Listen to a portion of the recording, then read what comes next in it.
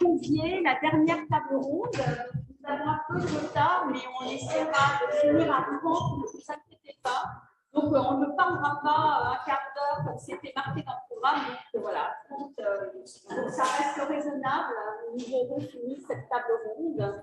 Donc, je convie sur l'estrade Nicolas Poirel, les écrans mauvais pour les enfants. Irène Altarelli, le numérique pour l'éducation, quelle perspective? Benjamin Braverman, une présence numérique thérapeutique dans les médiations. Et Sylvain Missonnier, de l'opposition présence-absence aux gradient précédents. Nous avons une discutante qui va m'accompagner et qui est Xanthi Blacksophie. Donc, on va commencer par Nicolas. Et merci beaucoup. Place pour tout le monde, là. C'est-à-dire, on va faire.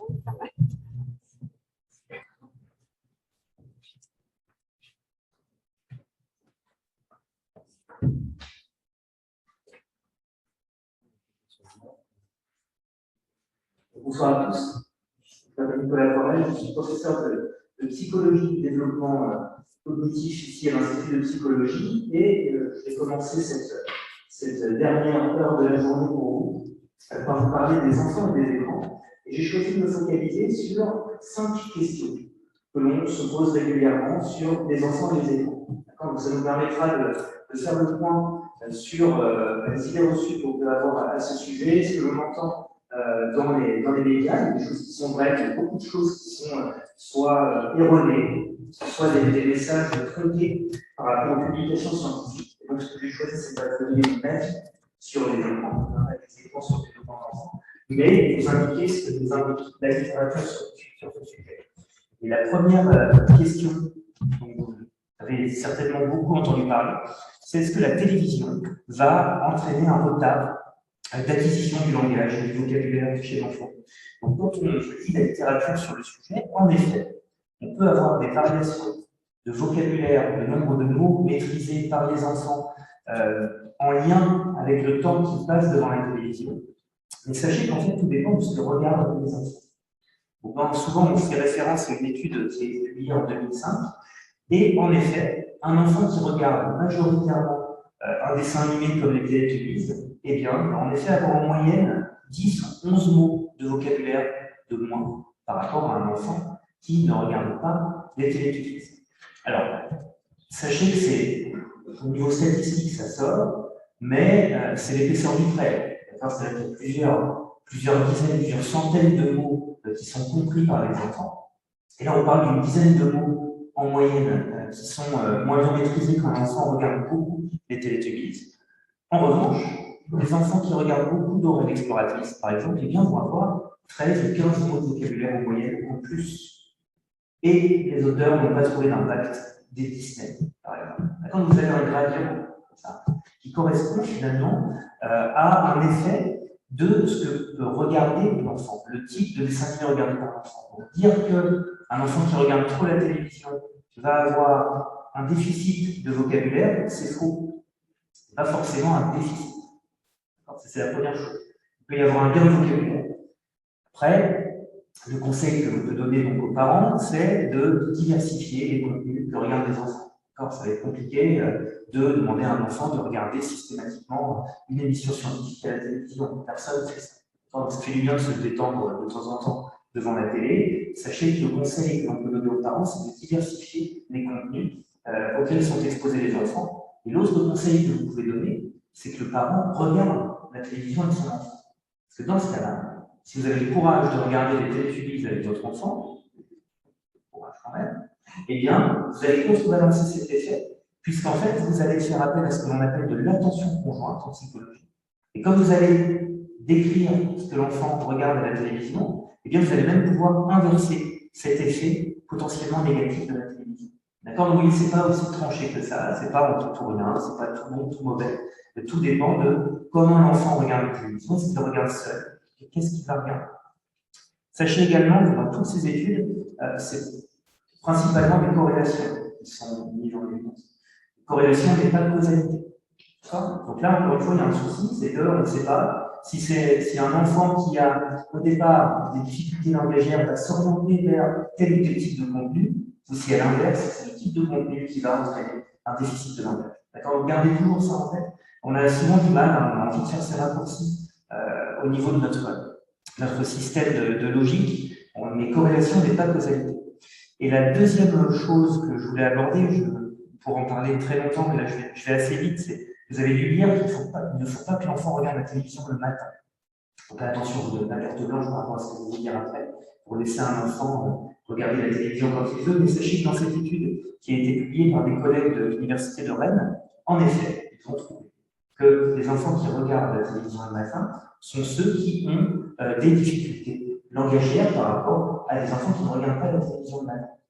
Alors, il y a trois choses par rapport à cet article quand on le lit en entier, et qu'on ne fait pas ce simple résumé de dire jamais d'écran le matin ou pas d'écran le matin pour les enfants.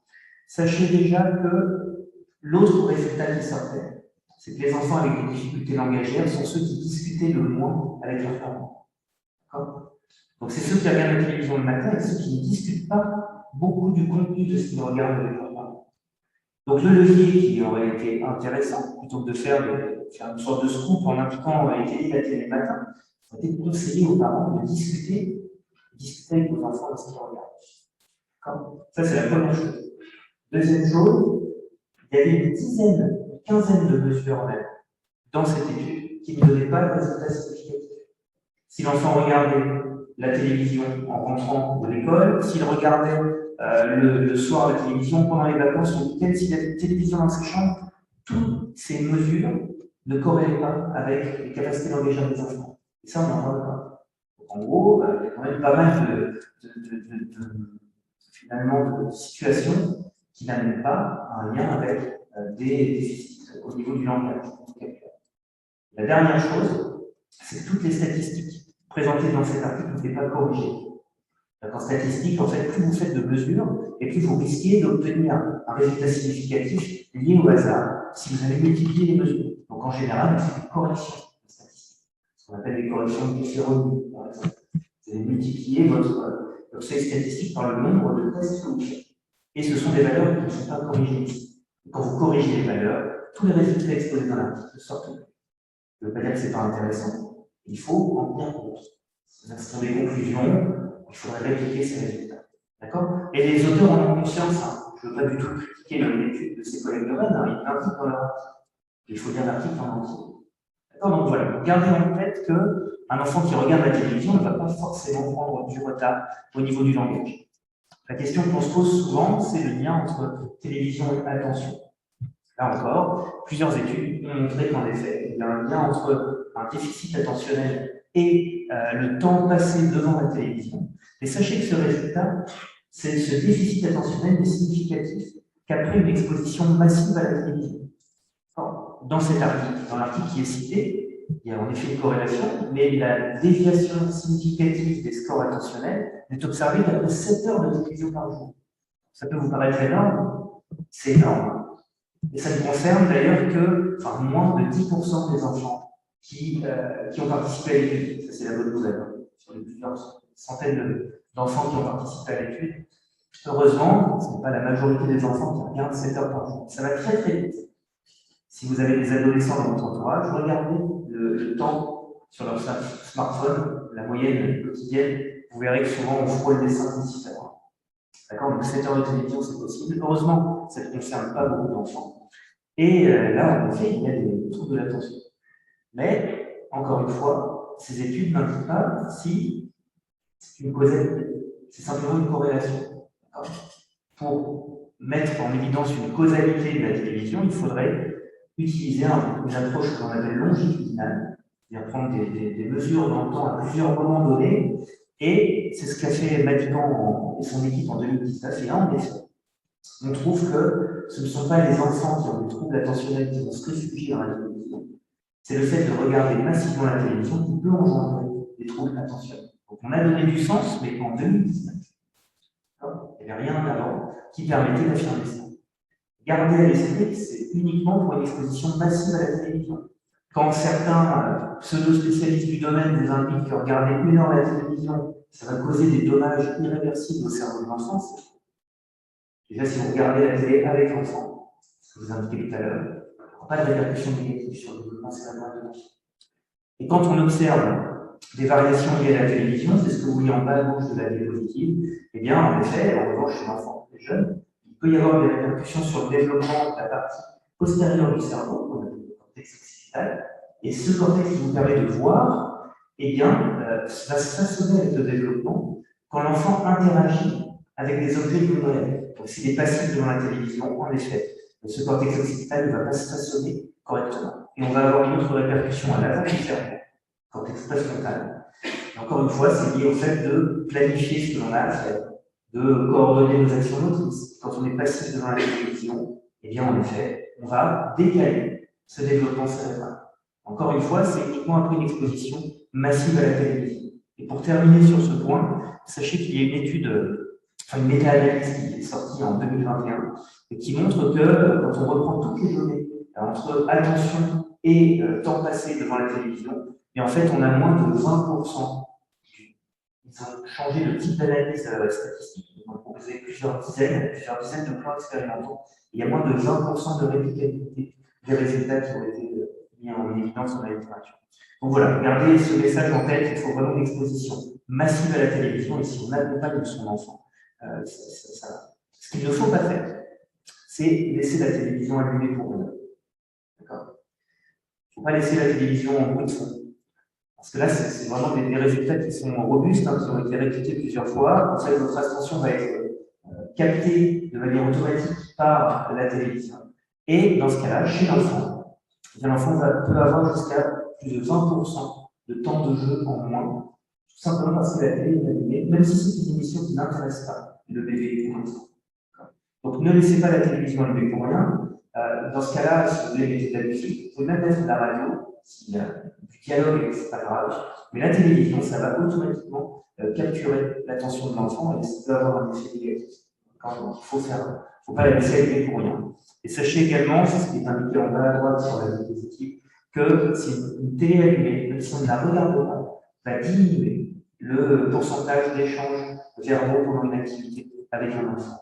Donc, ne laissez pas une télé allumée quand ça n'est pas nécessaire.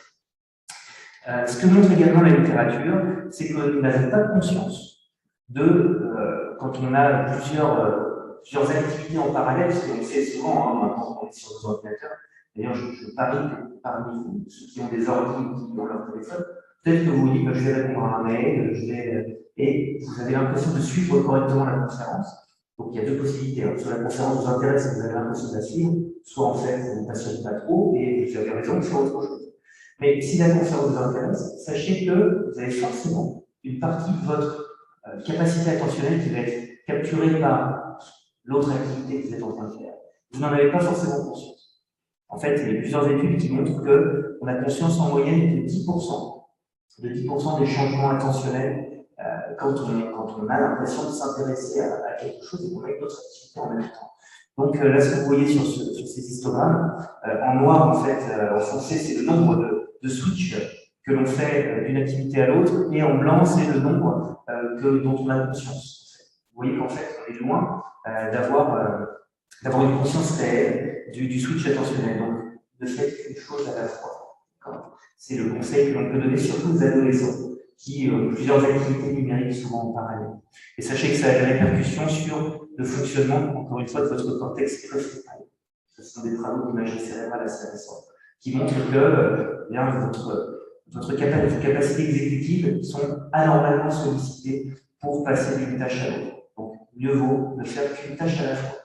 De façon générale, votre cerveau, de toute façon, si une tâche n'est pas hyper automatisée, il ne fait que pour faire une chose à la fois.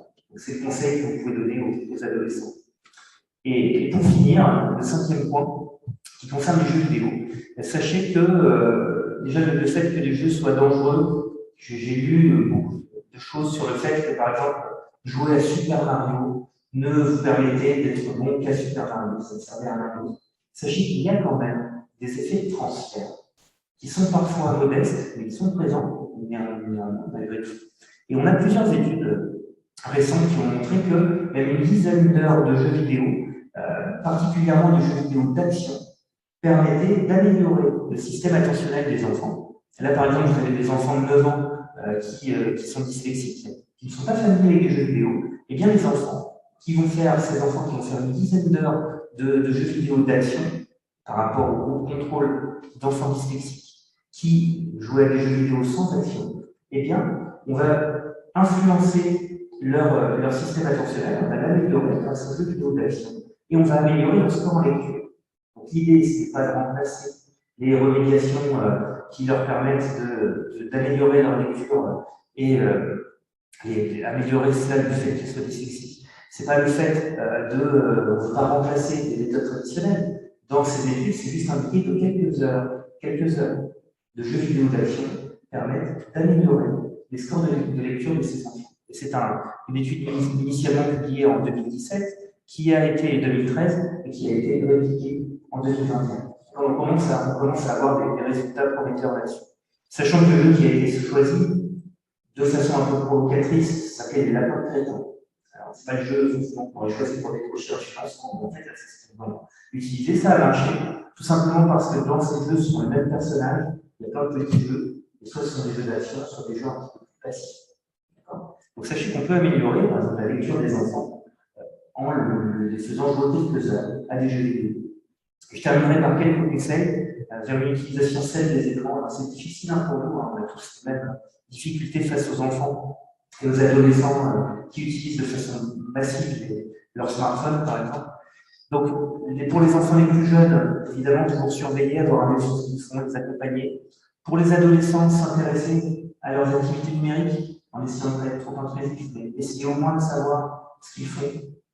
Ça permet de comprendre, par exemple, un jeu comme Fortnite, dont vous avez beaucoup entendu parler. Eh bien, si vous vous y intéressez, vous savez qu'une partie, ça dure maximum 10 minutes, un quart d'heure. Ça permet de gérer le temps d'écran des enfants.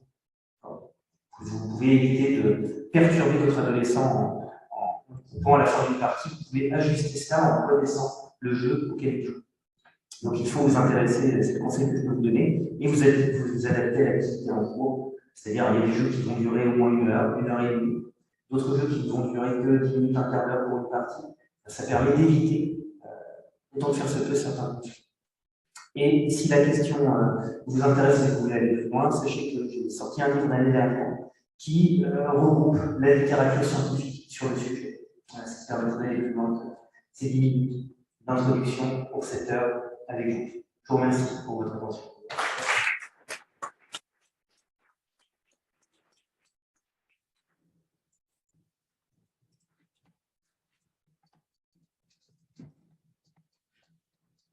Bonsoir à tous.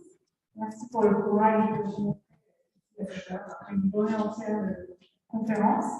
Merci Pascal pour cette invitation. Donc, je suis ravie de prendre la suite après Nicolas qui a magnifiquement introduit le sujet. Donc, je vais aller plus loin que lui, dans une certaine mesure, puisqu'il nous a montré que les écrans ne sont pas forcément néfastes pour les enfants. Et donc, je vais m'appeler en fait à vous illustrer un petit peu comment est-ce qu'on pourrait éventuellement utiliser le numérique à des fins évidemment bénéfiques, et notamment dans le contexte de l'éducation. Alors, je vais partir d'un constat, je ne vais pas m'arrêter longuement sur la lecture, mais j'aimerais quand même dire quelques mots sur l'apprentissage de la lecture. On sait malheureusement que l'apprentissage de la lecture est caractérisé par des inégalités majeures. Donc, vous voyez ici les résultats d'une enquête internationale, c'est l'enquête PISA, qui est réalisée au sein de tous les pays de l'OCDE. Et ce qu'on voit, c'est qu'il existe des différences. Donc, quand vous comparez les performances de lecture d'adolescents de 15 ans, vous voyez que ces performances diffèrent d'un pays à l'autre. Non seulement elles diffèrent d'un pays à l'autre, mais malheureusement, elles diffèrent également au sein d'un même pays. Et c'est le cas particulièrement de la France, qui est un pays dans lequel les performances scolaires en général sont fortement influencées par le niveau socio-économique dont sont issus les enfants et les adolescents. Donc ça illustre que ce processus d'apprentissage, notamment ce processus d'apprentissage de la lecture, met les enfants face à un certain nombre de difficultés et que tous ne sont pas en mesure de répondre de la même manière. D'ailleurs, si on s'intéresse au temps qui est dédié à l'apprentissage des premières étapes de la lecture, c'est-à-dire au début de la lecture, ce qu'on demande à l'enfant, c'est d'apprendre les correspondances entre les lettres et les sons. La toute première étape, évidemment, ce n'est pas la fin du processus. La fin du processus, c'est qu'on comprend ce qu'on lit. Néanmoins, ce début il est particulièrement important. On voit qu'en France, in fine, lorsqu'on regarde la distribution des heures scolaires sur, par exemple, la LCP, il y a très peu d'heures qui sont réellement dédiées à l'apprentissage du code alphabétique. Pourquoi ça nous intéresse? Parce que de fait, ces quelques heures, ces 20 heures qui sont engagées sur le code, pour certains enfants, notamment pour les enfants qui ont des difficultés en début d'apprentissage de la lecture, ces 20 heures vont être trop limitées. Il a été montré que lorsqu'on prend les enfants justement qui ont plus de difficultés, ils auraient besoin à minima de 30 heures en individuel à dédier au code, à l'apprentissage du code alphabétique. Alors je vous parle de tout ça parce que la lecture, c'est un exemple important et qui illustre un certain nombre de processus que je vais développer par la suite. C'est aussi important non seulement en tant qu'exemple, mais en soi, parce qu'en fait, l'enfant doit apprendre à lire pour pouvoir apprendre tout un certain nombre de contenus dans la suite de sa scolarité. Non seulement on s'intéresse à ce qu'il apprend à lire en soi, mais en plus, on sait que c'est un outil. La lecture va être pour lui un outil dans toute sa scolarité. Et donc, les performances de lecture sont particulièrement importantes pour prédire ensuite les performances scolaires et le devenir même professionnel et statut socio-économique d'un individu tout au long de la vie. On sait par ailleurs qu'il y a de multiples facteurs qui entrent en jeu, de multiples facteurs cognitifs qui entrent en jeu dans l'apprentissage de la lecture. Et parmi ceux-ci, donc je ne vais pas m'arrêter longuement sur chacun d'eux, je vais être empathique envers la fatigue que vous avez certainement à cette heure. Mais je voulais juste vous illustrer le fait qu'il y a plusieurs types de facteurs cognitifs différents qui entrent en jeu, ce qui sous-entend que chaque enfant va potentiellement avoir certaines faiblesses dans certains de ces domaines, des faiblesses dans ces domaines et ou des forces. Et donc chaque enfant peut être considéré comme une mosaïque de forces et de faiblesses cognitives qui vont faire qu'il va pouvoir s'atteler à la tâche d'apprendre à lire avec ses particularités et donc avec plus ou moins de facilité. Donc si on s'intéresse justement aux enfants qui ont du mal à apprendre à lire, on voit que tous n'ont pas les mêmes difficultés et certains vont avoir par exemple des difficultés dans la manipulation de son langage, qui est un prérequis pour apprendre à lire, alors que d'autres vont avoir des difficultés par exemple en attention visuelle. Vous vous demandez peut-être pourquoi je vous raconte tout ça et où est la partie numérique dans ce que je vous présente. Et là, c'est bien. Étant donné tout ce que je vous ai dit, il faudrait qu'on réfléchisse à construire des stratégies de remédiation ou d'intervention individualisées, puisque chaque enfant peut être considéré comme une mosaïque de forces et de faiblesses cognitives qui font qu'il va être différent face à la tâche d'apprendre à lire. Il faudrait qu'on sache adapter aux besoins de chaque enfant les stratégies qu'on met en place pour l'apprentissage de la lecture chez chaque enfant. Il faudrait que ces stratégies, idéalement, elles soient ludiques, qu'elles soient motivantes pour l'enfant, et qu'elle ne requiert pas trop de temps en individuel pour l'enseignant, puisqu'on sait que le temps en classe est limité, et donc même qu'éventuellement, elle n'engage pas nécessairement tout le temps scolaire. J'imagine que vous avez compris où je veux en venir. Quelle pourrait être une des solutions miracles et qui pourrait répondre à tous ces requis? C'est le développement d'outils numériques. Je ne suis pas du tout en train de dire que c'est la seule solution possible, mais c'en est une. Et donc, je vais vous présenter des exemples d'outils numériques qui ont été développés exactement selon ces critères et avec l'objectif d'améliorer les compétences de lecture de l'enfant. Alors, premier outil que je peux vous illustrer ce soir, c'est donc un outil numérique qui accompagne à l'acquisition du code alphabétique. Ce que je mentionnais tout à l'heure, le BABA, donc la première étape essentielle pour l'apprentissage de la lecture, c'est le fait de créer ces liens entre lettres et sons du langage. Cet outil, c'est Graphola, donc il a été développé initialement par des collègues finlandais, et maintenant il existe en plusieurs langues. Il y a des dizaines, des centaines de publications scientifiques qui ont été produites sur la base de ce jeu. C'est une application qui est gratuite. Donc, tout parent, tout enseignant, tout enfant peut télécharger ce petit jeu. Et l'idée à la base du jeu est très simple, c'est que vous procédez par étapes, évidemment, à l'intérieur du jeu, et en fait, à chaque fois, l'enfant entend, par exemple, une voyelle isolée ou un ensemble de sons du langage, par exemple ici, gris, il va devoir identifier à l'écran la lettre, le groupe de la lettre correspondant. Autrement dit, par rapport à ce que je vous montrais tout à l'heure, donc le temps dédié au code alphabétique en classe, qui est insuffisant, cet outil-là va permettre de passer plus de temps sur le code, et notamment pour les enfants qui sont en difficulté et pour lesquels les 20 heures qui sont dédiées à cette tâche ne sont pas suffisantes. Et donc, juste pour vous montrer qu'il existe aussi des résultats scientifiques vis-à-vis de l'utilisation de cet outil, donc ça, c'est une des études Princeps donc, sur les enfants locuteurs du finnois. Et en fait, dans cette étude, les auteurs ont identifié des enfants susceptibles d'être à risque de développer des difficultés dans l'apprentissage de lecture. Et ces enfants-là ont été divisés en deux. Un groupe qui a suivi la rééducation classique qui est mise en place en Finlande, et je veux dire que cette rééducation est très intensive et très bien pensée, puisque la Finlande a un système éducatif extrêmement performant. Donc la moitié des enfants suivaient la rééducation classique, l'autre moitié suivait la rééducation classique, plus quelques heures par semaine dédiées à Graphola. Et donc c'est le groupe que vous voyez ici en gris foncé, et vous voyez qu'au bout d'un certain temps, vous voyez sur la droite du graphe, le groupe gris foncé se détache du groupe gris clair et en arrive même en termes de précision à lecture à rejoindre les scores du groupe blanc, qui sont des enfants contrôle, qui sont, comme on les nomme dans le domaine, normolecteurs, qui n'ont pas de difficulté à apprendre à lire. On voit donc en fait les enfants qui ont joué à Graphola, ils ont rattrapé les enfants contrôle. Alors, petite note de prudence. Les expériences qui ont été menées sur le français, sur l'utilisation du Graphola chez les enfants francophones, sont un peu décevantes pour l'instant. Donc, il y a encore des recherches qui doivent être menées pour essayer de comprendre quels sont les facteurs qui font que chez les enfants finnois qui apprennent à lire dans une langue qui est extrêmement transparente, toutes les lettres sont lues exactement comme, de la même manière, quel que soit le contexte, ce qui n'est pas le cas du français.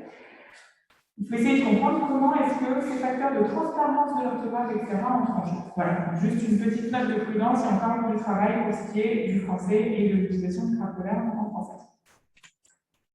En tout cas, si vous êtes intéressé par la publication sur cet outil, il y a beaucoup de ressources qui sont disponibles sur le site de Graphola. Deuxième outil que j'aimerais vous illustrer en quelques minutes ce soir, c'est un entraînement d'un tout autre type, puisque c'est un entraînement qui ne travaille pas directement sur des compétences langagières ou sur l'écrit, mais c'est un outil en fait qui a pour objectif de travailler sur des compétences beaucoup plus générales, domaine général, et notamment sur les fonctions exécutives. Et on s'appuie ici sur un jeu vidéo qui a été développé spécifiquement dans un contexte de recherche, qui est un jeu vidéo qui a la caractéristique d'avoir des composantes de jeux vidéo d'action, ce dont vous avez parlé Nicolas avant moi. En plus de ces composantes de jeux vidéo d'action qui sont susceptibles d'entraîner le contrôle attentionnel, on a toute une panoplie d'autres jeux, d'autres mini-jeux, auxquels l'enfant joue et son expérience est qu'il alterne différents types de mini-jeux. Chacun de ces mini-jeux entraînant de manière plus marquée une fonction exécutive en particulier. Vous allez avoir un mini-jeu qui entraîne plutôt la mémoire, le rafraîchissement dans la mémoire du travail, un mini-jeu qui va plutôt entraîner une mission, et ainsi de suite. Ce qui est important de savoir, c'est que dans l'expérience de l'enfant qui passe d'un mini-jeu à l'autre avec évidemment une cohérence et une logique en termes de jeu, en fait, la manière, le temps qui va passer sur chaque mini-jeu et la difficulté de chaque mini-jeu vont être calibrés pour chaque individu. Donc, selon ces difficultés, on peut faire en sorte qu'un enfant passe plus de temps à s'entraîner en mémoire de travail, s'il en a besoin, qu'en inhibition, puisque c'est ce qu'on a relevé étant donné ses performances de jeu. Alors, ce qui a été observé donc, avec l'utilisation de ce jeu sur une cohorte de 150 enfants locuteurs italiens, c'est qu'on a des bénéfices proches, donc un transfert, c'est-à-dire que lorsqu'on teste des enfants avant et après entraînement sur des tâches classiques neuropsychologiques, donc papier, crayon, en attention visuelle, on observe des gains, c'est ce que vous voyez donc avec les barres bleues, significatifs, tout de suite après l'entraînement et 6 mois après l'entraînement. C'est aussi le cas pour les tâches de planification. Donc la tour de monde, par exemple, qui n'a pas du tout été entraînée en tant que telle dans le jeu, une tâche d'entraînement de planification manuelle.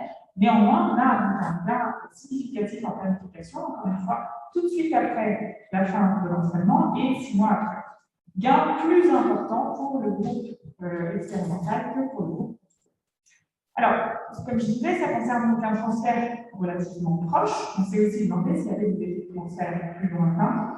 Et vous vous en doutez, la réponse c'est que oui. On observe donc des bénéfices plus importants pour le groupe expérimental que pour le groupe contrôle, aussi bien en vitesse de lecture qu'en précision de lecture. Donc, ce que les enfants ont gagné en termes d'attention visuelle, de planification et de fonction exécutive au sens large, ils ont été en mesure de le transférer à leurs compétences de lecture.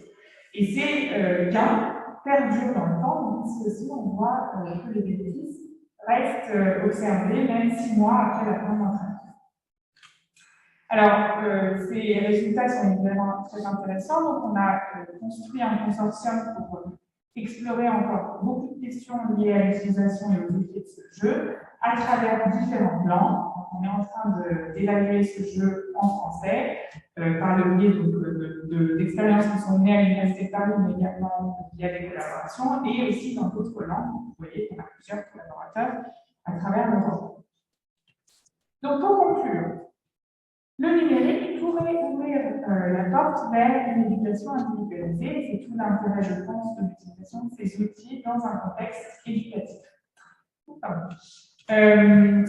Il est évident qu'on a un très fort potentiel donc, de ce type d'outils pour l'utilisation chez des enfants en développement typique, chez des enfants à faible lecteur de différents milieux socio-économiques. Je n'ai pas du tout le temps de vous parler de cette problématique, donc il y a différentes proportion d'enfants en difficulté de lecture selon le milieu socio-économique, malheureusement, et pour les enfants souffrant de troubles sévères de l'apprentissage, dont par exemple les enfants dyslexiques.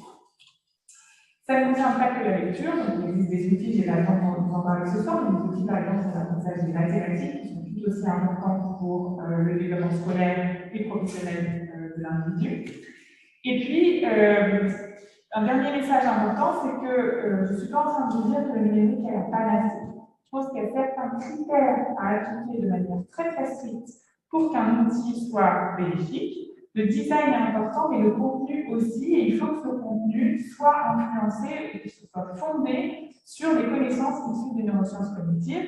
Non seulement, mais il faut aussi qu'on soit en mesure d'évaluer les outils via des protocoles scientifiques. Vous voyez qu'on a beaucoup de travail devant nous, mais potentiellement un grand potentiel pour arriver à individualiser et donc quelque part offrir le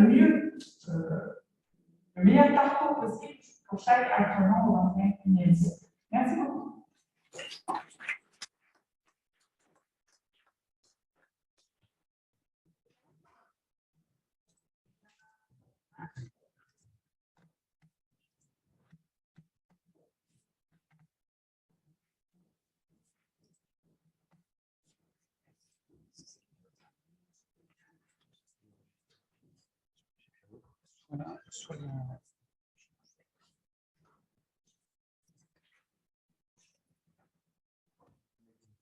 Bonjour, mon texte, je pense que Julien peut vous dire bonsoir aussi, mais je vais essayer d'aller au plus vite et vous donner. Merci beaucoup à Pascal Fiolino de m'accorder un temps pour cette présentation. Donc, je vais donc vous parler de ma recherche de thèse, entrant actuellement dans ma 3e année de doctorat, sous la direction de Sylvain Missionnier et Xanthi Lachopoulou. Celle-ci consiste en la proposition d'une épreuve de dessin en réalité virtuelle avec l'idée de questionner ses apports au sein d'un bilan projectif. Je vais donc débuter par quelques rappels théoriques et terminerai ma présentation sur un cas clinique afin d'illustrer mes propos. Commençons tout d'abord par rappeler brièvement ce qu'est un bilan projectif. Donc, Catherine Chabert le présente comme permettant une étude du fonctionnement psychique individuel dans une perspective dynamique, c'est-à-dire en s'efforçant d'apprécier à la fois les conduites psychiques repérables, mais aussi leur articulation singulière et leur potentialité de changement. Donc, en effet, il s'agit d'un dispositif évaluatif, mais qui doit aussi permettre au sujet de s'intéresser à son propre fonctionnement psychique, de le rendre également acteur de sa destinée pour reprendre la formulation de Robert Biazopoulos. De plus, un des concepts princeps du bilan projectif se trouve être la complémentarité entre les épreuves par les différentes sollicitations qu'elles amènent. L'analyse complète du bilan peut alors mettre en avant des congruences, hétérogènes ou contradictoires et ainsi permettre d'accéder à la complexité du fonctionnement psychique du sujet. Dans le cadre de notre recherche, nous nous intéressons aux apports d'une médiation numérique au bilan psychologique proposé à des patients adolescents. Mais avant de la présenter, mettons en avant les liens entre jeux vidéo et projection à l'origine de nos réflexions. Comme le désignent Guillaume Gillet et Anne Brun, le jeu vidéo est un média qui se rapproche du dessin, du jeu de rôle et de la pâte à modeler. De plus, il permet une chorégraphie corporelle via le personnage numérique, dans ses formes classiques avec une manette ou un clavier pour orienter l'avatar par exemple. Toutefois, c'est particulièrement lorsqu'il utilise des capteurs de mouvement qu'il engage le corps et en fait un des éléments ludiques essentiels, comme le rappelle Angélique Boston. Le jeu vidéo permet donc une expressivité qui peut être verbale, mais aussi formelle, dans les actions qui seront effectuées dans l'univers numérique. Nous avons d'ailleurs porté un regard sur ces associativités par le jeu dans une recherche où on utilisait les légendes de Zelda Breath of the Wild. Nous accordions une importance particulière à la liberté dans les actions possibles en jeu, afin que se déploie librement cette associativité, le jeu pouvant alors servir de support de projection. Nous terminons d'ailleurs nos propos en ouvrant sur la possibilité de penser un média alliant jeux vidéo et tests projectifs. Gillet et Brun parlent d'ailleurs du jeu vidéo comme une forme contemporaine et virtuelle numérique d'épreuves projectives, pouvant être utilisée comme un ensemble de planches projectives dynamiques en complément des épreuves projectives faisant appel à une image figée. C'est donc dans la continuité de ces réflexions que sont nos travaux de recherche actuels, et afin de permettre une appropriation rapide de l'outil et de penser une forme de standardisation nécessaire aux épreuves projectives, notre choix s'est porté sur l'imitation numérique utilisant la réalité virtuelle. Donc, je vais passer désormais à une très brève présentation de l'outil de dessin en réalité virtuelle que j'utilise dans ma recherche, donc qui est TipBrush VR, qui est un outil qui est développé par Google, qui est sorti en 2017. Donc, c'est un logiciel qui permet de dessiner dans l'espace en 3 dimensions, ainsi que de se déplacer librement dans les limites d'une pièce, sans câble branché au casque pour plus de mobilité, car j'utilise un Oculus Quest dans le cadre de ma recherche. La manette de droite sert de pointeur et de pinceau à la manière de la souris dans Paint sur Windows. La manette gauche, elle, permet d'utiliser le sélecteur de couleurs et de choisir celle souhaitée à l'aide d'une palette, ainsi de parcourir entre les différents outils de peinture proposés par l'application. Désormais, afin d'illustrer notre thématique, je vais vous présenter le bilan effectué avec une patiente dans le cadre de ma recherche de thèse. Pour information, les patients sont rencontrés dans le cadre de leur hospitalisation complète dans un service de pédopsychiatrie et la patiente sera ici nommée Émilie pour des raisons d'anonymat. Il s'agit d'une adolescente de 17 ans adressée pour une symptomatologie anxio-dépressive avec passage à l'acte auto-agressif dans un contexte post-traumatique. Elle décrit lors de son admission une sensation de vide qui dure depuis 3 mois. Durant son hospitalisation, elle se montre demandeuse d'une évaluation de ses difficultés de concentration qui semble prendre une place envahissante depuis des années maintenant. Il est donc décidé avec l'équipe soignante de lui proposer la passation d'un bilan projectif afin de préciser la nature de son fonctionnement psychique et d'aménager sa prise en charge. Lors du bilan, 4 épreuves ont été proposées. Un test de Rorschach où la patiente était invitée à dire tout ce qu'elle voyait à partir d'une planche présentant des tâches non figuratives. Un TNT où elle devait raconter une histoire à partir des images qui lui étaient présentées. Un dessin libre sur papier ayant pour consigne de faire un dessin qui raconte une histoire. Un scénotest lui demandant de construire une scène à partir d'une boîte de jeu. Et enfin, un dessin libre en réalité virtuelle avec une consigne similaire au dessin sur papier, mais à réaliser dans un espace tridimensionnel.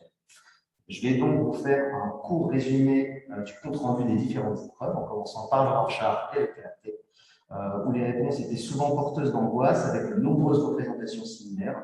On note également l'émergence de thématiques récurrentes comme celle des créatures, des bêtes et des démons, avec des représentations principalement pliées entre 2 pôles, soit menaçantes, soit menacées. Cette récurrence des thèmes que je viens d'évoquer pouvait parfois aller au-delà des mobilisations manifestes des planches, montrant alors la massivité de la projection avec beaucoup d'histoires à rebondissement. Ces persévérations se manifestent particulièrement dans les histoires du TAT autour de l'angoisse de voix, de difficultés de concentration et de la mort des personnages qu'on retrouvait dans quasiment toutes les histoires qu'on pouvait proposer par rapport aux planches. Le dessin libre sur papier, lui, laisse apparaître un graphisme enfantin, malgré les thématiques évoquées, ressemblant à un dessin qui ressemble d'ailleurs davantage plus à un schéma qu'à une histoire. On y repère une tentative d'organiser le dessin, avec toutefois une production peu harmonieuse au final, des éléments ayant été disposés d'une manière peu cohérente et lisible. Au niveau de l'histoire, on observait une continuité dans les thèmes évoqués avec les épreuves précédentes, avec un personnage angoissé, entendant des voix et souhaitant mourir. Avec le scénotest, on note une participation active par une prise de contact immédiate avec le matériel. Ici, les verbalisations sont nombreuses. Émilie commentant ses actions et laissant peu de place au silence. On peut d'ailleurs remarquer un plaisir à jouer important qui s'était passé dès la fin de la mise en scène. En effet, durant les échanges suivant celle-ci, elle manifeste une instabilité motrice accompagnée de tics.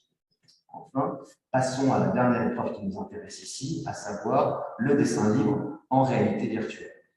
À noter qu'un temps de découverte de l'outil a été proposé en amont.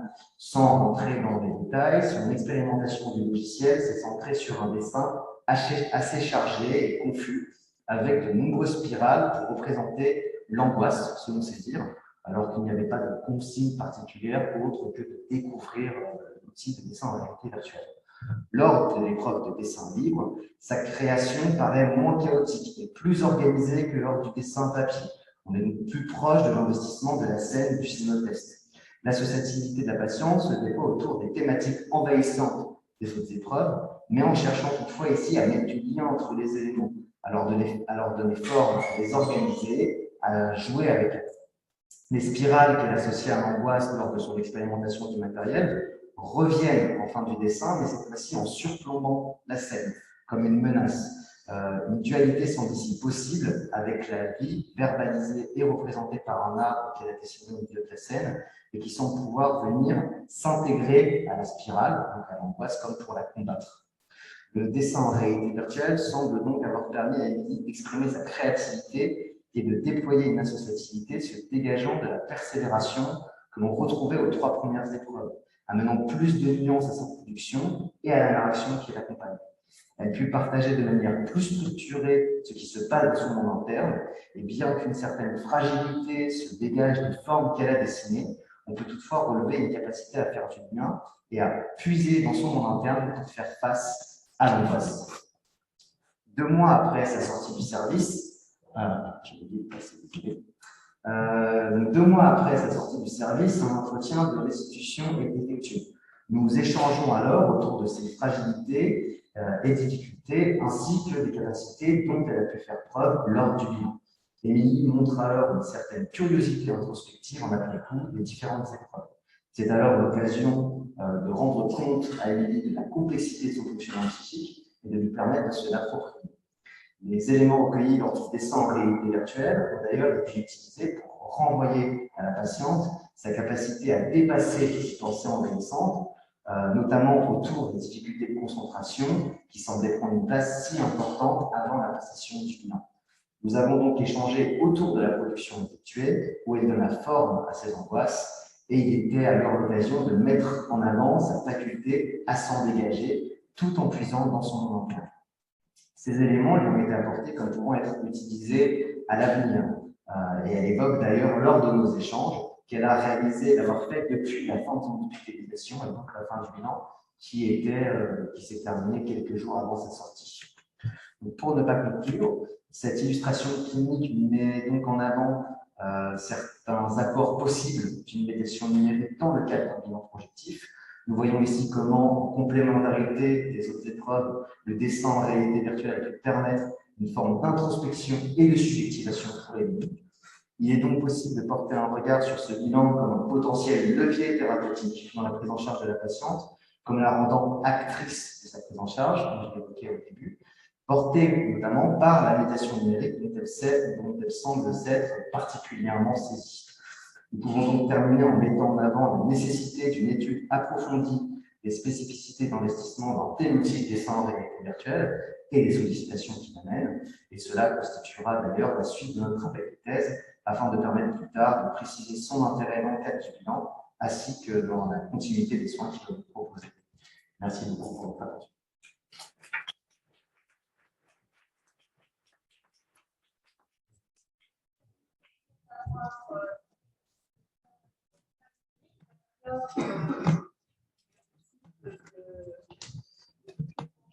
la journée. J'espère qu'on aura le temps de questions. Ça, c'est sur notre. Ouais. C'est bien.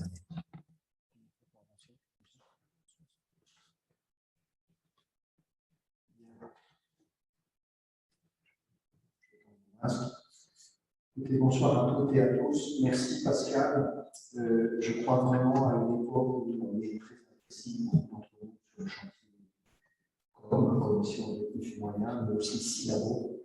Je crois vraiment là que tu as démontré autour de cette journée qu'on avait vraiment une transversale pour tout l'Institut qui est tonique et très heuristique. C'est-à-dire qu'il y a un plaisir, il y a une curiosité mutuelle qui est rare. Et il ne faut pas lâcher ça parce que c'est vraiment trop précieux. Donc, de ça, infiniment merci. Alors, moi, ce que je vous propose en prenant mon élan en fin de journée, c'est d'enfoncer une porte ouverte. C'est vrai que dans notre laboratoire de psychologie clinique, psychopathologie, psychanalyse, on considère que quelquefois, dire tout haut quelque chose qui pourrait passer aux oubliettes, eh bien, c'est un autre. Et Laurence Chabi, courageusement, a parlé de nouveaux paradigmes. J'aimerais m'emparer de cette expression. J'aimerais vous donner quelques pistes sur la nécessité que nous travaillions ensemble dans la transversalité et la transdisciplinarité, l'idée que le paradigme ancestral, séculaire, millénaire, qui consiste à opposer absence et présence, n'est plus pertinent aujourd'hui.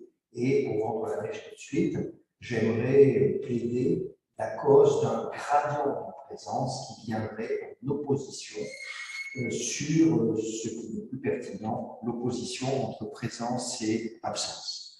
Alors, la genèse de cette conviction que je mets dans le pot commun de la discussion, eh bien, ça n'a rien de très original. Hein. Nous avons tous vécu pendant le confinement des expériences d'enseignement à distance. Et pour nous, psychothérapeutes, beaucoup d'entre nous avons vécu dans une certaine urgence, un certain bricolage au sens noble du terme à la Lévi-Strauss. Nous avons dû nous ajuster, tel patient par téléphone, tel patient par Skype, tel patient par Zoom, et on a vécu des heures tout à fait formidables, justement de mise à l'épreuve de notre plasticité et de notre créativité.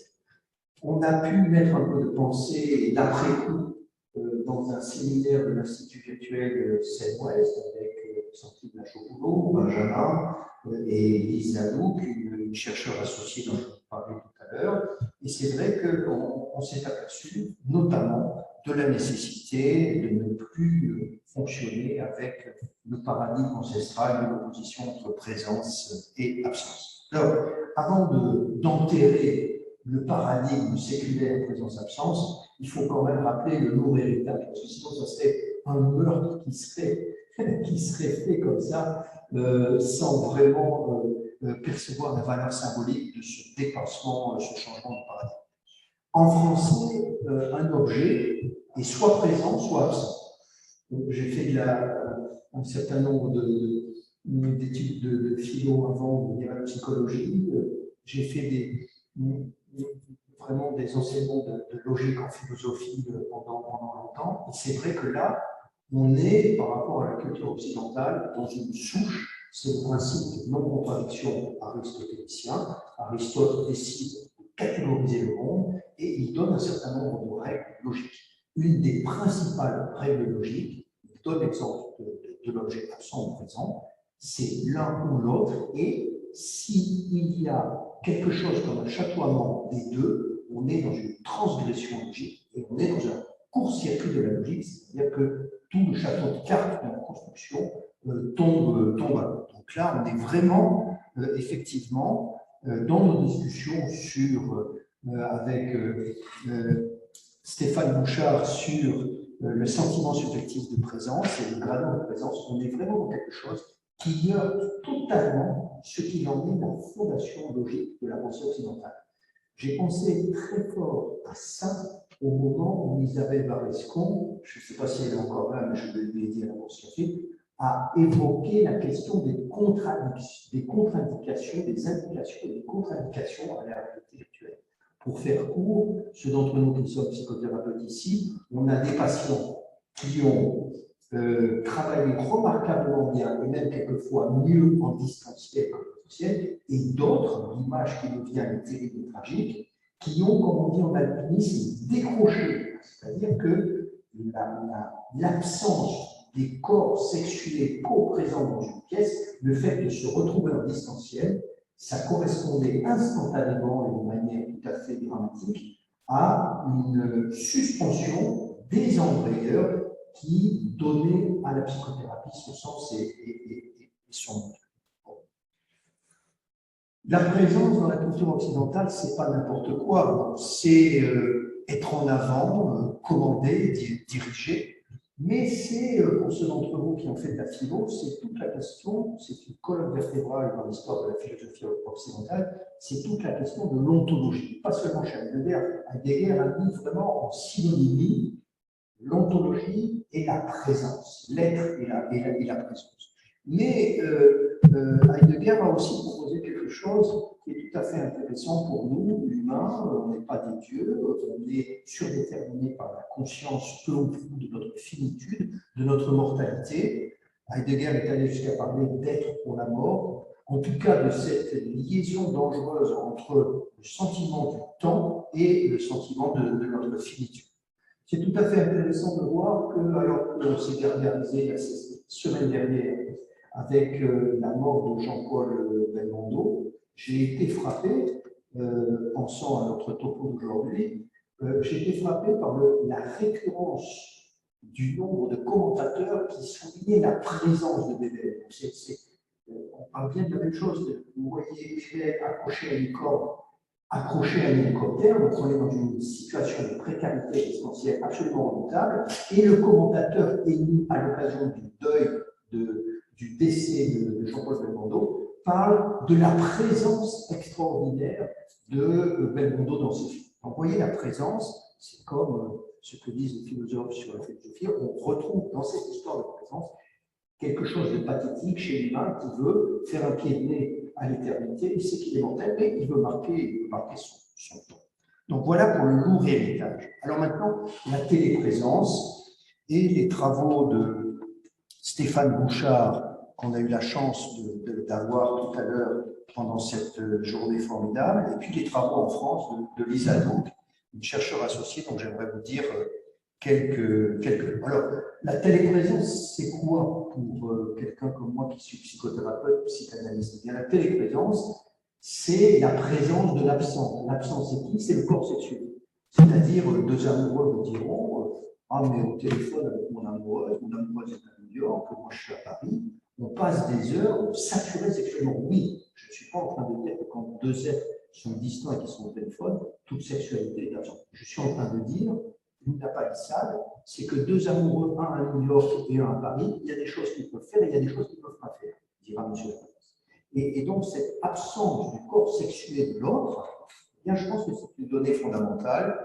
Et probablement que quand Stéphane Bouchard le dit de manière beaucoup plus polissée et beaucoup plus cognitivement correcte, il dit le sentiment subjectif de téléprésence eh bien, est fortement corrélé avec les émotions ressenties. Bon, bien sûr. Bon.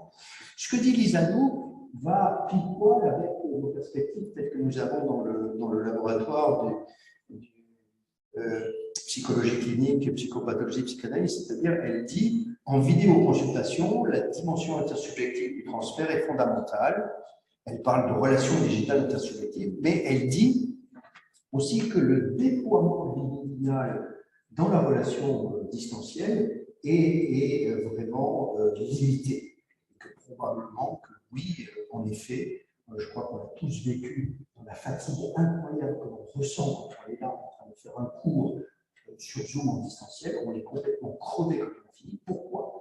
Eh bien parce que je crois qu'on est en permanence en train de fournir une énergie, une réalité augmentée pour compenser l'absence de cette coprésence des corps sexués et qu'on est dans un surinvestissement, dans une saturation de l'émission, de notre partition pour compenser cette présence. Alors, voilà, on y est. Je n'irai pas bien plus loin. C'est une bouteille à la mer que je jette pour la transdisciplinarité, pour la commission com, pour la téléprésence en général, et puis pour aussi Syllabo. Moi, je pense qu'on peut penser tous ensemble maintenant ce que ça signifie d'avoir derrière nous cette donnée aristotélicienne du principe de non-contradiction de présence et absence.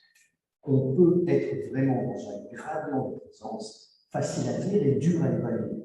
Et il me semble que de tout ce que j'ai entendu cet après-midi, j'étais malheureusement pas avec vous ce matin parce qu'on honorait François Zou qui partait à la retraite, mon prof historique dans le labo, mais de tout ce que j'ai entendu cet après-midi revient avec insistant ce sentiment de présence, et je crois que oui, on a là une variable qu'il va nous falloir évaluer en permanence, et on le découvre avec la téléprésence, et c'est intéressant parce que probablement que dans toute émission, on pourrait se dire que de toute façon, dans n'importe quelle rencontre entre nous aujourd'hui à l'université ou a fortiori en consultation, en clinique, eh bien, nous évaluons le degré de présence de soi-même et de l'autre dans un tennis intersubjectif en permanence, et que probablement que cette évaluation du degré de présence de l'autre se fait aussi automatiquement que la respiration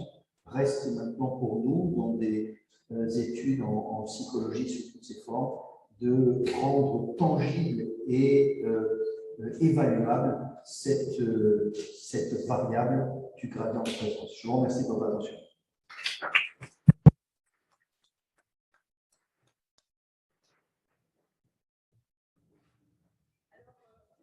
Vous avez quelques questions, si vous n'avez pas de questions à poser.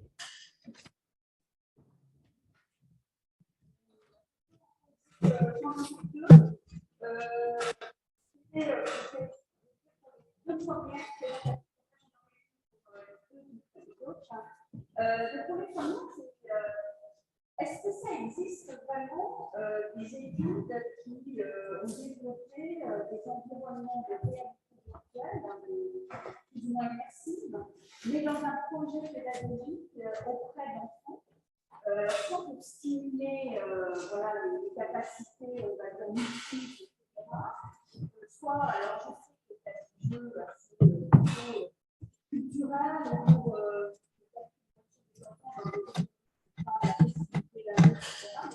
mais pour l'emmener dans le projet politique, enfin, d'introduire, d'utiliser la réalité virtuelle immersive. C'est dans l'air du temps.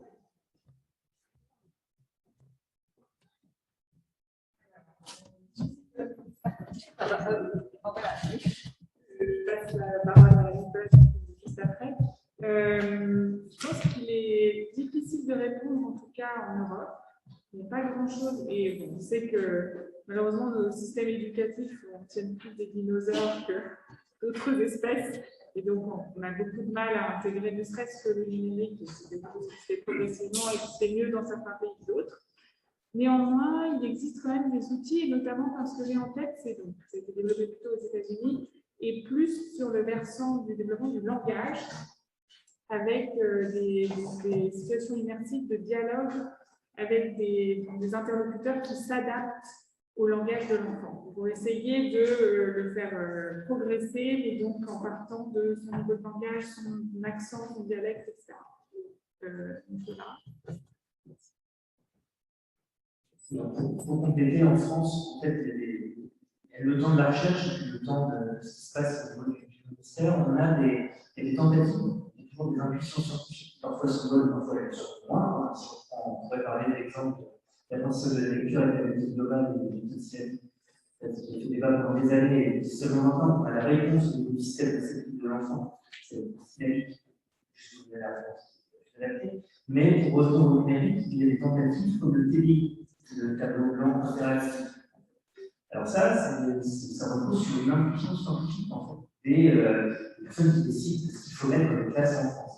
Donc ça c'est très intuitif. Voilà, il va y avoir une interactivité spécifique pour les enfants, ça va intéresser les enfants, principalement qui sont en primaire.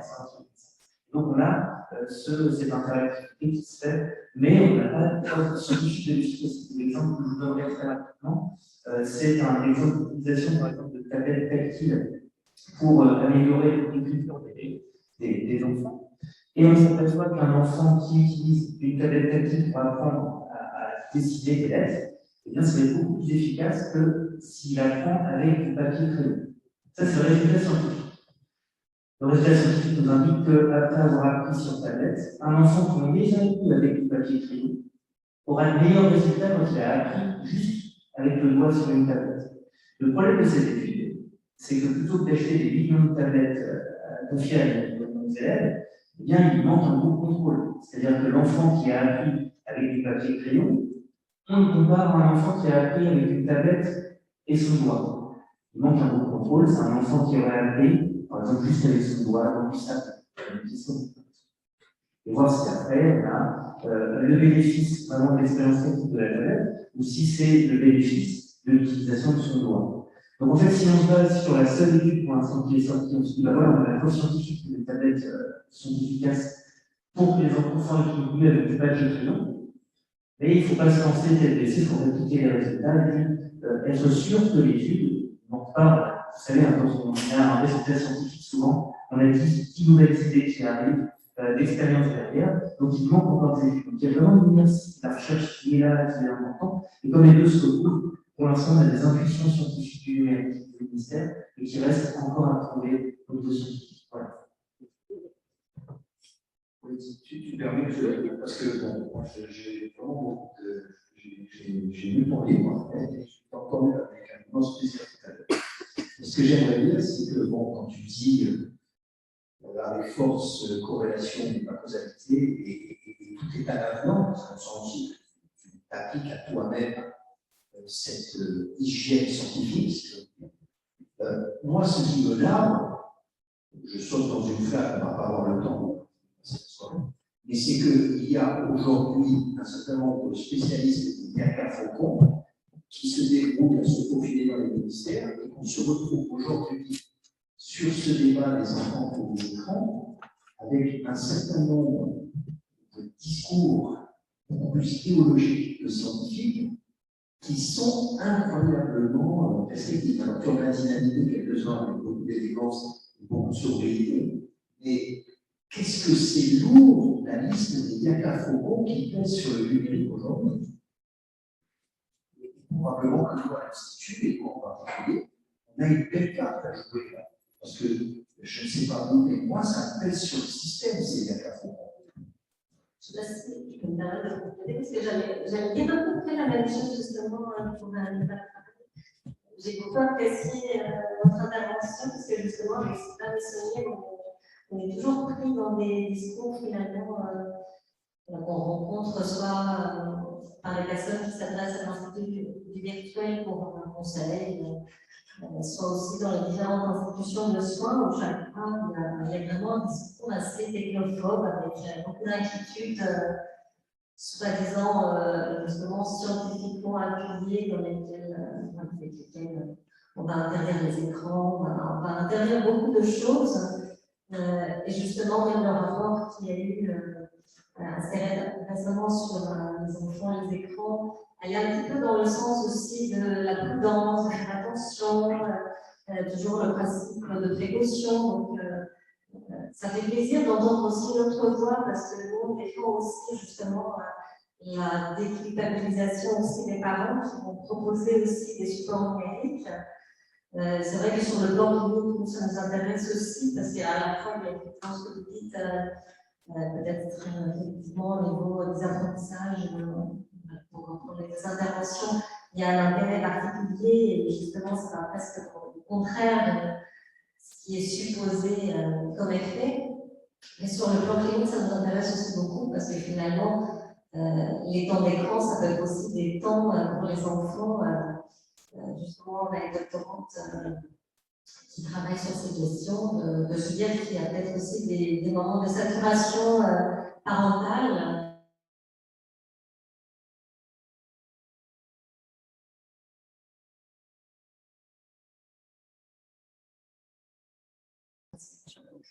Voilà, un petit peu cet aspect. Et juste pour terminer avec une question pour peut-être, je me permets de poser une pour vous deux, voilà, peut-être deux questions plutôt que les autres. Mais je me demandais parce que vous avez parlé de la télévision, C'est vrai que souvent les recherches s'appuient sur la télévision, il y a un petit peu moins de matière, même si ça vient de plus en plus sur tout ce qui est plus interactif.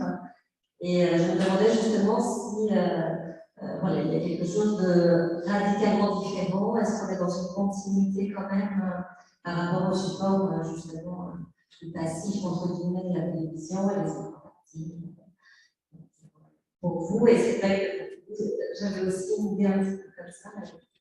Je me demandais, je n'étais pas sûre d'avoir tout à fait saisi justement quelle était la comparaison par rapport à l'effet finalement positif pour les enfants qui bénéficient d'un apprentissage numérique. Justement, c'était la question, est-ce que c'était par rapport à un apprentissage solitaire ou c'était par rapport à un apprentissage plus guidé par l'adulte? Et quelle est la part aussi justement du plaisir ou pas dans l'apprentissage? Merci en tout cas, c'était vraiment très intéressant. Je pose pas de questions.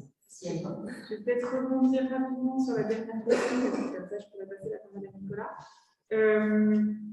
Alors, la motivation, l'aspect ludique et motivant du jeu, évidemment, on sait qu'il est crucial. Donc, il y a effectivement des études dans lesquelles, lorsqu'on propose des jeux aux enfants, on a des bénéfices. Même si, comment dire, un jeu joue sur la lecture, un autre sur les maths, on a des bénéfices dans les deux pour la lecture, parce qu'en fait, le fait d'être devant un écran, d'être. Enfin, il y a aussi d'autres facteurs. Les enfants savent qu'ils ont été sélectionnés pour une étude, etc. C'est des motifs. Mais donc, on essaye d'être très attentif à ces aspects-là.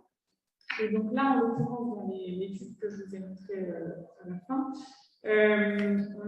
comme on avait affaire à des enfants un peu plus grands, par rapport à ceux qui apprennent juste le code alphabétique, on leur demande quelle était leur attitude vis-à-vis des deux jeux qu'on propose. On a toujours un jeu expérimental et un jeu contrôle, et on contrôle pour la motivation et l'engouement qu'ils éprouvent vis-à-vis des deux jeux. Donc on sait que ce facteur-là est contrôlé. Après, il y a d'autres questions qui peuvent être soulevées. C'est évidemment une première approche. On peut poser des questions plus fines sur ce qui leur a plu, plus ou moins dans un jeu et l'autre, mettre ça en relation avec les effets observés. Mais en tout cas, voilà, ce que je peux vous dire, c'est que de base, il y avait de motivation plus forte pour un jeu que pour l'autre. Et par rapport aux autres questions, peut-être que je pense que c'est. Voilà, je vais passer le micro à Nicolas. Merci, Yann. Par rapport à votre question sur la télévision et cette proximité avec les autres médias numériques, tablettes, smartphones, en fait, chez le jeune enfant, ce qu'il faut garder à l'esprit, c'est que ce qui est essentiel, c'est que l'enfant découvre le monde par ses sens et ses actions sur le monde. Donc, à partir du moment où l'enfant est passif devant la télévision, c'est pas bon. Alors, vous indiquez tout à l'heure, c'est parents est à côté de l'enfant, qui l'accompagne. En expliquant ce qui se passe à la télévision, il a l'attention pour faire que ça. Il faut que l'enfant agisse sur le monde, ce que j'ai appelé le sens du modèle. C'est comme ça qu'on découvre notre environnement, et c'est comme ça qu'on va façonner notre cortex visuel. Il faut que vous gardiez à l'esprit que votre cortex visuel, il sert à voir, en fait, il est façonné, il va se modifier par rapport à votre expertise liée aux manipulations d'objets dans l'environnement visuel. Donc c'est hyper important. Donc il faut que l'enfant soit acteur de ce qu'il fait, donc pas uniquement passif dans la vie. Donc évidemment, vous savez que les qualités de l'action, mais ce n'est pas encore la même chose que manipuler des objets. Un enfant qui joue à Minecraft, vous savez, c'est ce petit jeu de Lego virtuel, les enfants font des trucs super, mais quand vous leur mettez des vrais Lego avec lesquels ils peuvent jouer, ils vont avoir des petites maladresses, parce que, évidemment, il y a une assistance informatique du jeu vidéo. Et il faut que l'enfant expérimente réellement dans le monde. Rien en place pour l'instant, en tout cas à l'adolescence, une interaction réelle. Donc c'est essentiel. Moi je peux donner l'impression de défendre le monde numérique, mais ce n'est pas le cas. C'est juste vous dire que les personnes qui sortent sur les peurs, on a tous peur des écrans par rapport à nos enfants. On passe trop de temps, garder à l'esprit quand même qu'avant on avait un objectif, une fonction, et maintenant notre smartphone en place.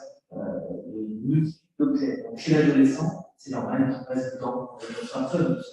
appareil photo, téléphone, parfois. Ça leur permet de regarder des vidéos, etc. Je peux laisser ça aussi d'un point. Donc, mais il faut essayer, autant que possible, de vous intéresser à des choses du monde réel, évidemment. Et il faut, dans l'interactivité, est toujours meilleure que la facilité face à un écran, même si ça se fait bien. Parfois, de regarder une petite situation. D'accord. Pas plein de vidéos d'affilée, un petit peu. Et chez l'ado, c'est pareil. D'accord. Donc voilà, il y a évidemment une différence entre être passif devant la télévision et utiliser, jouer à des jeux vidéo, il y a un petit peu tout à l'heure, hein, ce qui se passe, c'est des films qui peuvent varier d'un pays à l'autre. Il faut garder ça en tête également. Mais il faut interagir avec l'outil lui-même, plus qu'à son passé. J'ai l'impression qu'il y a une question dans la salle.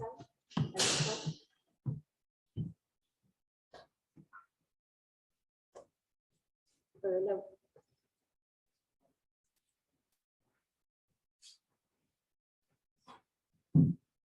Bonsoir. Alors, merci pour votre présentation à toutes et à tous. Alors, je me suis plutôt pour ma famille, donc sur la question de l'apprentissage et des inégalités, on a rapidement évoqué sur les inégalités scolaires qui sont déterminées notamment par l'environnement socio-économique dans lequel on se reprend. Et on a vu avec la crise du Covid, il y a aussi une fracture numérique qui existe et qui, je pense, se superpose un peu avec la fracture sociale. Du coup, est-ce que l'idée de développer l'apprentissage via le numérique sans prendre en compte cette affaire-là, est-ce que ça risque pas d'être inefficient au final parce que ce ne sera pas valide ou efficace chez la population des étudiants? Merci. Alors, c'est sûr qu'on ne peut pas se passer de prendre en compte des facteurs pratiques et physiques comme le support et la disponibilité du support pour l'apprenant. Alors, évidemment, une solution à court terme, on envisage nous, parce qu'en fait, il faut toujours penser au fait que, un peu comme disait Nicolas tout à l'heure, on a des résultats de la recherche qui sont issus d'études relativement petites. Et le grand défi, c'est toujours d'aller à l'échelle supérieure et donc de déployer nos outils à l'échelle des écoles, des départements, etc. Dans ce saut qui est tout sauf facile, une première étape, c'est de doter les écoles. Et c'est ce qui est fait dans une certaine mesure. Toutes les écoles, là, normalement, les écoles parisiennes, elles ont toutes des ordinateurs, normalement. Connectés à Internet, normalement, parce que c'est toujours un défi de vraiment retrouver ces outils-là dans les écoles, mais en tout cas, c'est le principe. Donc, évidemment, une première manière de court-circuiter ces inégalités-là, c'est de doter les écoles et que les écoles prêtent aux élèves. Deuxième stratégie dans le court et le moyen terme, c'est que tous nos entraînements, en fait, sont réalisés sur du temps scolaire et parascolaire. Donc, sans soustraire de temps d'enseignement, puisque par exemple, on fait des demi-classes. Et par le biais des demi-classes, les enfants passent du temps avec l'enseignant en demi-classe, donc plus efficacement, normalement, et ils passent du temps avec nous à faire d'autres activités sur le numérique, etc.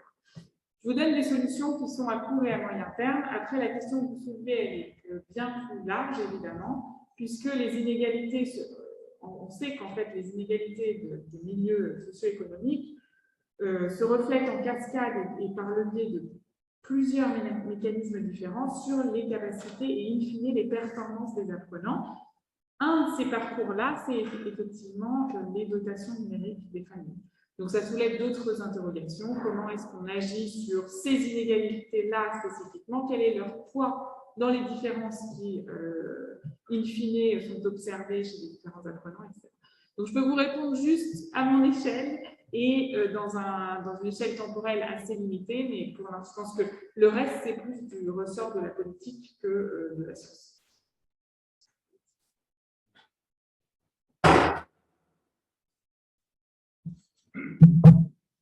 Bonsoir, merci à tous.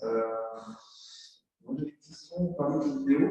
En France, on a quand même la chance d'avoir un studio et je crois que ça doit être un vidéo européen beaucoup plus général. Ce sont 3 milliards, je crois, en France, autour des vidéos. Est-ce que vous sentez que cette évolution, en tout cas ces budgets et ces travaux, ils viennent un peu chercher le côté académique et l'apprentissage, et un peu toucher dans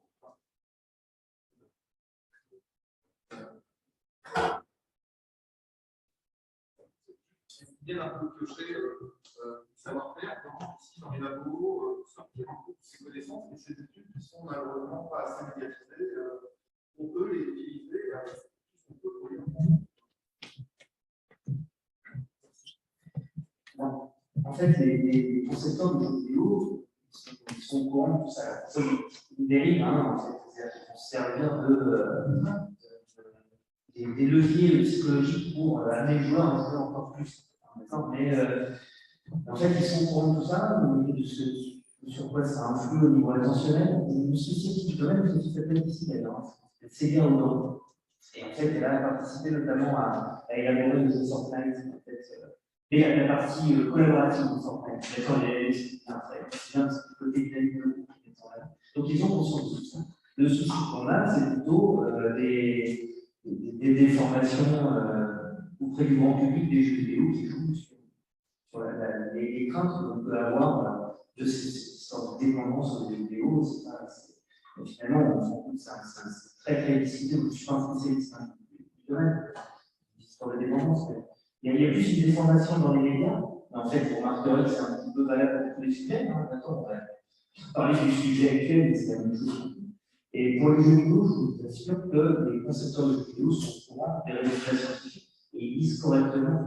Alors parfois, ils l'utilisent pour justement nous obliger à l'utiliser plus. C'est le côté un peu obscur de tout ça. Et le côté positif, on voit certaines équipes médicales qui font appel à des concepteurs de jeux vidéo pour améliorer leur action. Ça, c'est aujourd'hui, des enfants qui souffrent pour l'endométriose, par exemple. Plutôt que de systématiquement cacher l'œil, pareil, je ne suis pas médecin. Pas mon rôle, mais je vous dis ce que j'ai vu, je suis curieux. Cet œil, en fait, on met un cache en alterne un jour ou une semaine. En fait, on arrive maintenant avec la réalité virtuelle à proposer des scènes différentes chacune et améliorer. Et avec certains types de jeux, on peut types de jeux. Donc en fait, je pense que les acteurs du monde du jeu vidéo sont au courant.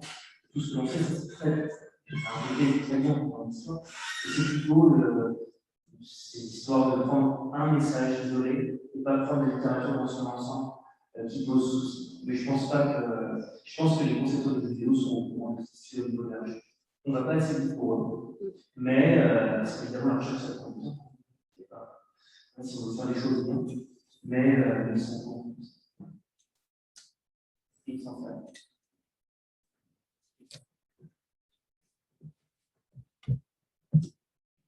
Bien, écoutez, s'il n'y a pas d'autres questions, moi j'avais sûrement une réflexion, mais ça prendrait du temps. Donc Sylvain, on parlera jamais. Il y a encore lui. Ah, pardon. Alors, sinon, si vous demandez, c'est pas comme ça. Oui, allez-y. Oui, vous avez parlé un peu du ministère. Vous avez fait quelque chose à rapport aux gens qui sont dans les métiers.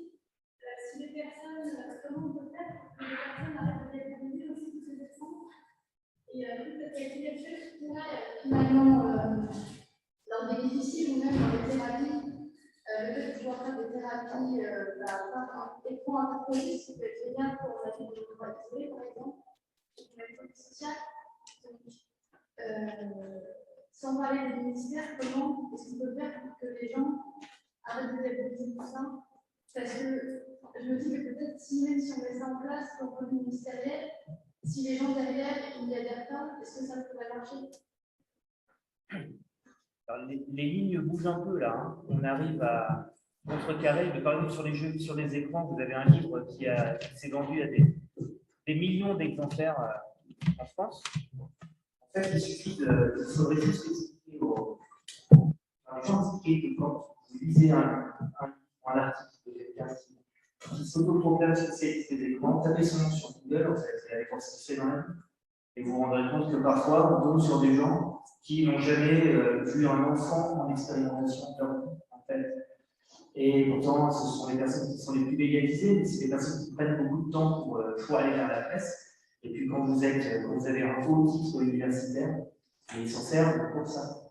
D'accord, donc c'est ce qui se passe pour les jeux vidéo. Je ne vais pas donner de nom ici, mais ceux qui connaissent un petit peu ça depuis je parle. Et c'est même étonnant, on n'arrive pas à. Mais c'est grâce au titre universitaire, ces personnes qui n'ont jamais travaillé dans le domaine. sont mis sur le devant de la scène. Et après, on dit, regardez, les docteurs en neurosciences, c'est quoi pas. Ben, en fait, il suffit d'aller vérifier l'information. Et ça, en fait, peut-être que c'est compliqué à faire auprès de notre génération. Mais les adolescents sont sensibilisés à tout ça.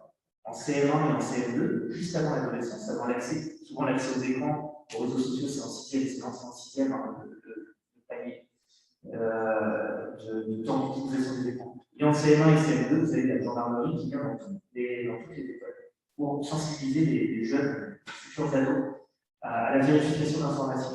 Et je pense que c'est ça la vie. Vous lisez quelque chose, allez vérifier qui parle, ce qu'il a fait de sa vie. Ça prend 2 minutes, ça vaut le coup de le faire, vous serez fiers. Voilà. Sensibilité. Moi, je suis tout à fait d'accord. Est-ce que une dernière question ou bon, est-ce que ici dans l'assistance, vous voulez dire quelque chose, un dernier mot? Bon. Merci. Eh bien, en tout cas, merci à tous. Merci surtout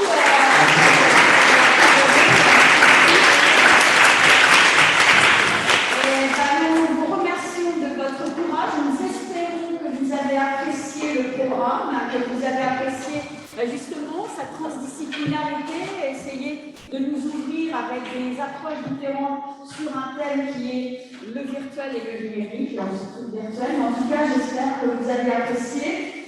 Personnellement, j'ai beaucoup aimé cette journée et surtout le présentiel qui me manquait beaucoup. Donc, je suis heureuse de commencer l'année universitaire en termes de recherche par une journée pareille. Donc, merci à vous de votre présence et merci à tous les interlocuteurs et toutes les personnes qui ont fait des très belles conférences. Donc, merci à tous. Merci.